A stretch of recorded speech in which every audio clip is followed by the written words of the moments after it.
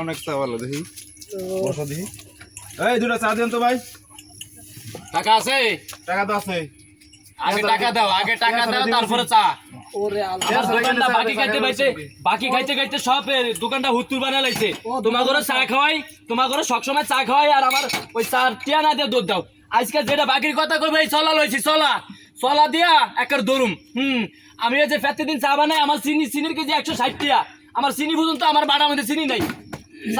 চা পাতির কেজি হলো 500 টাকা কেজি আমার চা পাতি নাই এই যে আমি যে চাটি বেশি এটা যাই কই আজকে যেটা বাকির কথা কইবে যে চলা দিয়ে ধরুম তো ফকরে যদি টাকা থাকে তো টিয়া দেওয়ার পর চা বানাবো এছাড়া আমি চা বানাম না এই চা বানাবো ভালো কথা এবার কাঁচা দেখে কাঁচা দিয়ে লইছি যেটা বাকির কথা কইব সেটা আজকে চলা দিয়ে ধরমু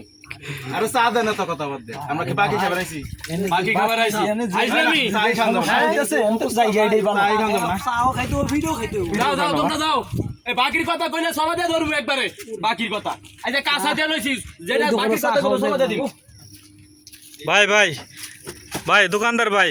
এনে একটা গন্ডগোল দেখলাম মোটামুটি আপনি এত মানে এত রাগন্তিত কে ঘটনা কি ও ভাই রাকম দিয়ে হইব না কি হইব এই যে সারাদিন চার দমদারি করি চার দাদারি করে তার কাঁচা দিয়ে লইছি এই যে চলা লইছি লগে আমার কথা হলো যেটা বাকির কথা কবে এটা চলা দিয়ে ধরুন কি লিগা দেন ভাই আমি 100 টাকা চিনির কেজি ভাই আমার কথাটা শুনলেন 100 টাকা চিনির কেজি চা পাতের কেজি চিনি হলো 500 টাকা এই যে চাটি বানায় খাওয়াই তারপরে ওই যে ওইটা খাই আবার এটা খাই এটা আবার জায়গা ঠিক আছে বাকি দিয়ে জায়গা কি আমার ভাই পকেটের টাকা না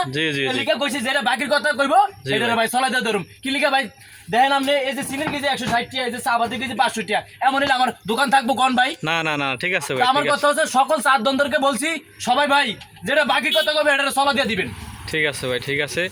ধন্যবাদ ভাই আপনারে হ্যাঁ এটাই আচ্ছা